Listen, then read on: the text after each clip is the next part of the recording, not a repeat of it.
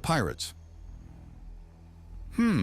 This is odd, Victor says as he looks over the map that the head fisherwoman of Shellgather was projecting. The Anglo woman has a pale blue skin, shimmering silver hair, and sheer black eyes with gently dangling blue light on her lure. She is curious about something, but not intensely so. Apparently, the Mirage whales were an enormous consideration for the clam and mussel trading town. After the Night of Blood and the following rebuilding of Vuxa, the boats of Shellgather had needed the most alterations and repairs. Apparently, most people don't like boats that have a large hole in the bottom and cranes that allow you to scoop things up from the seabed. Still, that was a solvable problem, and a lot of the trainee mechanics that later went into vehicle sciences had cut their teeth on fixing the boats. With the know-how of the locals, the job had been finished in less than 3 weeks, thanks to all sorts of little tricks that downloaded lectures and standard edutainment games just don't have. Still, it was a schedule. Not only were the whales known to stick around deposits of metal, but they would sing a great deal during those times. There was a pattern, a clear one, and if their behavior around Shellgather was consistent throughout the entire cycle, then things could be scanned in the midst of the gaps. The pods generally have 1 or 2 whales break away to drift near these, what are we calling them? Places of interest? It will do, Victor remarks as he studies the map. It looks like places are generally haunted by whales for about 2 weeks on average before the pod moves on. There's a gap of 3 to 4 days and different whales start to show up. It's very rare for a deposit to not have whales near it. But the question of why is still unanswered. Granted that only 1 or 2 are actually near the site at any one point in time is very, very interesting. So they're particularly song-prone near those areas? Victor asks. Oh yes, if you kill the engine of your boat, you can easily hear them. If you enter the water, you get the full experience. They sing often and unashamedly around these places. So it's not for food, is it? No, they favor deep scuttlers, which will drag themselves out of the trenches between the islands to feast on easier prey like our clam beds. The whales keep them off gladly, and to be frank, we miss them during the days they are not here. The scuttlers try to make a real play at our beds during those times. When the thieves had our boats, they ran rampant over the farms, and it was only the whales that stopped the entire area from being stripped. You're fond of them, Victor notes. Hard not to be. They make our lives easier and leave us in peace. They ask nothing for their favors, and can even put on a show now and then. I see.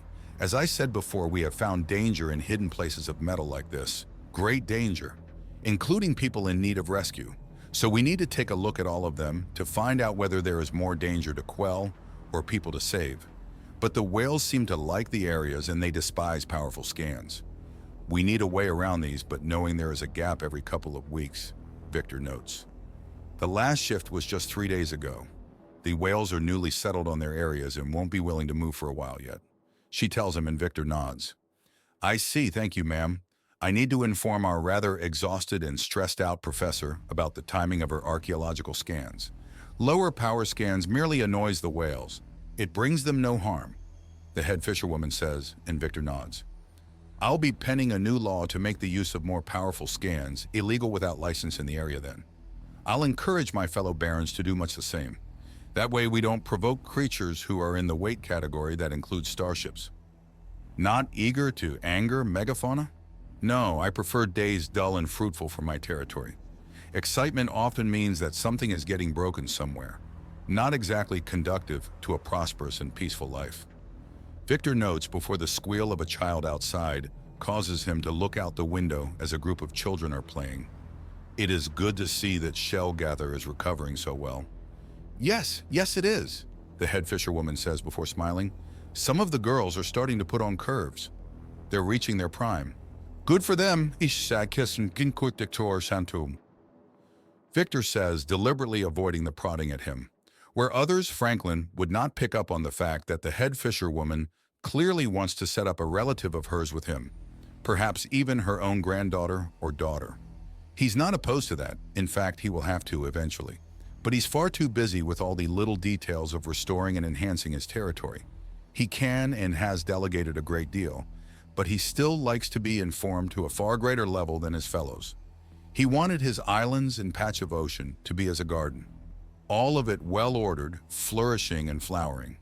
It was a great deal of work, but it was very rewarding as more and more people were being born in his territory than any others. And short of the massive cities scattered throughout the world, he had the most movement to move to his territory. If this was on Earth, then his fervent goal would be for every formerly starving peasant under his banner to grow fat and happy. Of course, alien biology is different, so they curve up instead, which they are in fact doing. There is a knock at the door, and Victor knows that another bit of temptation is coming. And it is. The door opens a moment later and an Angla woman with the same skin color and a fair amount of bounce to her step sways in with a platter of steamed mussels. "Mother, you've been... Oh, I'm sorry, I thought you already left." The girl with a happy yellow light dangling from her lure notes. "I'm certain you did. It just so happens you've made an amount of food enough for a small family for your mother alone." Victor notes, and there's a flicker of white before the light turns green. White is angry and green is wary. Well, that changed the mood. "Peace, young one. I'm here for information before returning to my duties of ensuring that this village and its siblings prosper." He can see her thoughts chase each other in her eyes as her light flickers a few times and then settles on a very uniform yellow, showing that she's very much forcing her emotions. She knows she has her innermost thoughts hanging from her lure and is in control. He's impressed despite himself. That is a high level of self-control. Enough to keep out Franklin's probes if the crazy bastard got it into his head that she has information. Returning to your duties quickly? Surely you have others that can take care of things. Technically, I do not have to return to work. I have just that. Very many that can take care of things. But I wish to see this area in my care to flourish. There are hundreds of islands across this world, and my little patch is going to be prosperous, which means I need to work very hard at it, and finish my bachelor's in economics, business, and market research. Victor explains as he thinks that he's just getting started with those bachelor's degrees. He has a lot to learn and do, and he refuses to be found wanting. He is undaunted. He doesn't rise to the occasion. He soars above and beyond it. "I see. So you're interested in the minutiae of ruling, of the personal touch and details?" the daughter asks. "Of course. I am responsible for this place, and there are few things better than a proper responsibility. They give purpose, they give direction, and they allow you to understand the required path forwards. The more you understand the path, the better you may walk upon it." Victor states, and the eyebrows of the daughter rise up. "Perhaps a personal tour of the village. I already know its layout, unless you're offering more." "Of course I am.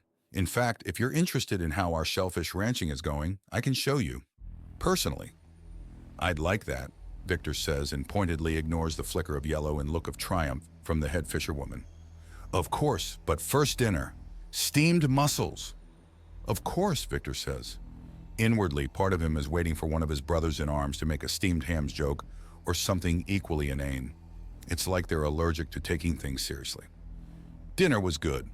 The natural flavor of the clams compensated well for the fact that most aliens were functionally unable to spice anything, which led to her leading him to the water and him activating and revealing his Axiom brand. Reapplying them hurts. Hurts on a level that nothing else in his life can compare. But the use of them, and the increasing use of it, amazing. Still, despite the sheer use, he'd rather not need brands and tattoos to operate at the same level as his fellows. Unfortunately, he didn't have the brand of crazy needed to be a powerful adept, and therefore needed his totems to make up for it. She blinks a few times as he climbs directly down the ladder that was normally used by the amphibious members of the community, and directly down to the bottom, all while staying dry. "Lead the way." "How are you?" the head fisherwoman's daughter, who was named Beatrice Kelpflow, asks as she swims around him with trivial ease, her lure glowing a bright green before she puts a hand on his left shoulder and leans in close. "Is that a tattoo under there?" "A brand, actually," Victor replies. "Don't those hurt?" "More than anything else I have gone through in my life. Even when I volunteered for training on how to resist torture, it was relaxing compared to that branding. Wouldn't it fade with a healing coma?" "It does. It's how we update them and apply new ones." "Are all humans insane?" "No, but by many standards, I am quite crazy," Victor says with a quirk of his lips. "Now then, You were saying something about the fences to ward off the deep scuttlers? Oh yes, this way please, but why? Why would you go through something that hurts more than even torture over and over again? It's just pain. Pain fades, pain passes. You can grow stronger from pain, and I have. It hurt. It hurt enormously, but it was worth it in the end.